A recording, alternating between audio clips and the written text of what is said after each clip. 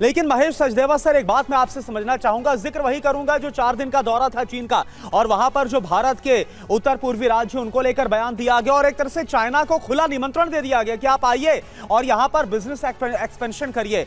ये जो कोशिश हो रही है बांग्लादेश की भारत के करीब आने की, इस पर कितना विश्वास किया जा सकता है?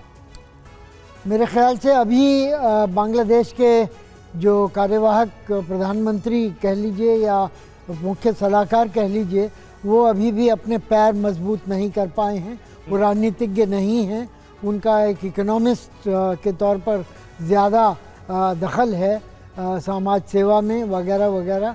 तो मैं उनको इतनी समझ नहीं मानी जाती। और ये इस तरह का जो बयान दिया गया है, जैसा कि रिपोर्ट किया गया है, वो मेरे ख्याल से अप्रासंगिक था। और अगर वो भारत के साथ अच्छे संबंध बनाना चाहते हैं तो उससे गुरेज करना चाहिए था। लेकिन दूसरी तरफ मैं ये भी कहना चाहूँगा कि भारत के अपने हित में है कि जो पाकिस्तान के साथ उनके जो फराक थे, जो कि डिफरेंसेस थे, उसकी वजह से सार्क का भटका बैठा। तो इसी तरह से अगर बांग्लादेश के साथ इसी तरह के दुर्भाव या अंतर रहते हैं तो हो सकता है बिम्स्टेक भी आगे ना बढ़ पाए। तो इसलिए भारत के लिए ये ज़रूरी है कि इसको पहले निरस्त किया जाए।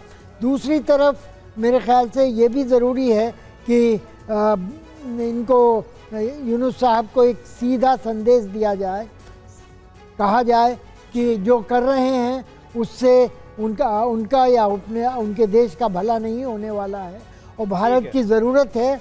और लेकिन बांग्लादेश की उससे ज़्यादा ज़रूरत है, ख़ास तौर पे तब कि बांग्लादेश ज़ीरो ड्यूटी के दुरेज पर अब 36% ड्यूटी ट्रंप साहब ने लगा दी। बिल्कुल, लेकिन एक बयान का जिक्र बार बार हो रहा है, करुणा ने भी उसका जिक्र किया, सिवाज साहब भी उसका जिक्र कर रहे थे। मुझे लगता है हम दर्शकों को एक बार सुना देते हैं कि मोहम्मद यूनुस ने किस तरह चीन को निवेश का प्रस्ताव दिया था और इस दौरान उन्होंने एक बेतुका बयान दे डाला। भारत के साथ उत्तर पूर्वी राज्यों का जिक्र किया जिससे विवाद और ज्यादा बढ़ गया। सुनिए वो बयान।